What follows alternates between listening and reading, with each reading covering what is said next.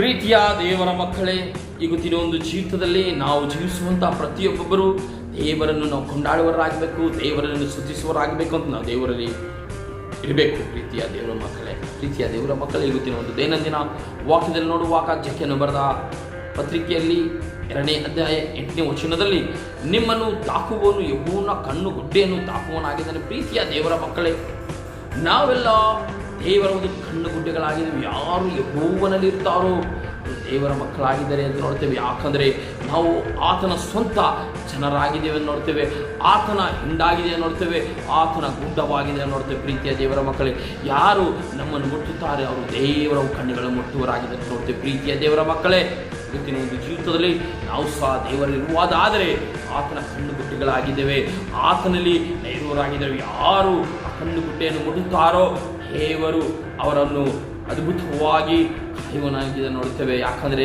ಪ್ರೀತಿಯ ದೇವರ ಮಕ್ಕಳೇ, ನಮ್ಮ ಕಣ್ಣು ಗುಡ್ಡೆ ಏನಾದರೂ ಧೂಳು ಬಿದ್ದರೆ ಆ ಕಣ್ಣು ಆಮೇಗಿರುವಂಥ ಪರದೆ ಅದನ್ನು ಮುಚ್ಚುವುದಾಗಿದೆ ಅಂತ ನೋಡ್ತೀವಿ. ಪ್ರೀತಿಯ ದೇವರ ಮಕ್ಕಳು, ಅದೇ ಪ್ರಕಾರ ದೇವರು ನಮಗೆ ಎಲ್ಲ ಕೇಡಿನಿಂದಲೂ, ಎಲ್ಲ ಸಮಸ್ಯೆಗಳಿಂದ, ಎಲ್ಲ ದುಃಖಗಳಿಂದ, ಎಲ್ಲ ವೇದನೆಗಳು ಆತನ ಮಕ್ಕಳಿಗೆ ಆತನ ಕಣ್ಣು ಗುಡ್ಡೆ ಹಾಗೆ ಅದಿರುವಂಥ ಆ ಹೊರೆಯ ಹಾಗೆ ಆತನ ಕವಚವನ್ನು ಮಾಡುವನಾಗಿದ್ದಾನೆ, ಕಾಯುವನಾಗಿದ್ದಾನೆ ಅಂತ ನೋಡ್ತೇವೆ.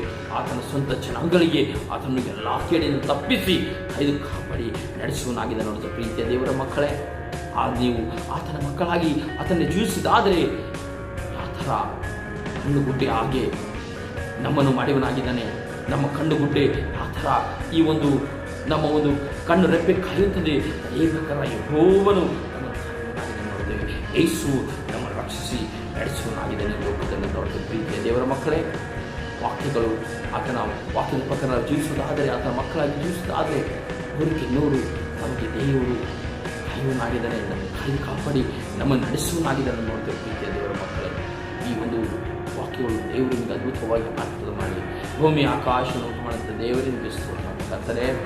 ಹೌದಪ್ಪ ಕರ್ತನೆ, ಕಣ್ಣು ಗುಡ್ಡೆ ಆ ಥರ ರೆಪ್ಪೆ ಕಾಯುತ್ತದೆ, ಅದೇ ಪ್ರಕಾರ ಯೆಹೋವನು ನಮ್ಮನ್ನು ಕಾಯುವನಾಗಿದ್ದಾನೆ ನೋಡ್ತೇವೆ. ಅಪ್ಪ ತಂದೆ ಆದ ದೇವರೇ, ಯೇಸುವೇ, ಈ ಲೋಕಕ್ಕೆ ನೀವು ಬಂದಿದ್ದೀರಿ, ನಮ್ಮನ್ನು ಕಾಯ್ದು ಕಾಪಾಡಿ ನಮ್ಮನ್ನು ನಡೆಸಿ ನಮ್ಮನ್ನು ಬಲಪಡಿಸಿ ನಮ್ಮನ್ನು ರಕ್ಷಿಸುವಂಥ ದೇವರಾಗಿದ್ದಾರೆ ನೋಡ್ತೇವೆ.